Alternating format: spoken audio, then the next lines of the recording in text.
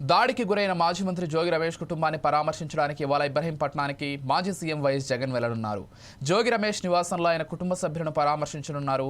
ఇక వైఎస్ జగన్ పర్యటనకు పోలీసులు ఆంక్షలు విధించారు. అయితే విజయవాడ నగరంలో నుంచి జగన్ కాన్వాయ్ వెళ్తే ట్రాఫిక్ సమస్యలు తలెత్తే అవకాశం ఉంది. దీంతో వెస్ట్ బైపాస్ మీదుగా వెళ్లాలని పార్టీ కార్యాలయ ప్రతినిధులకు నగర సిపి రాజశేఖర్ నోటీసులు ఇచ్చారు.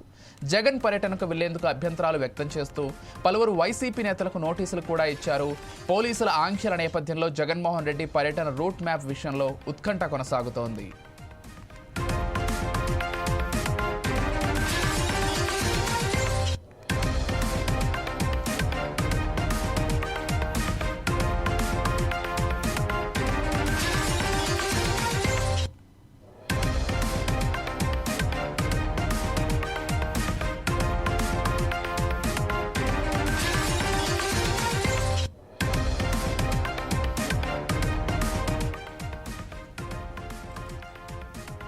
దాడికి గురైన మాజీ మంత్రి జోగి రమేష్ కుటుంబాన్ని పరామర్శించడానికి ఇవాళ ఇబ్రహీంపట్నానికి మాజీ సీఎం వైఎస్ జగన్ వెళ్లనున్నారు.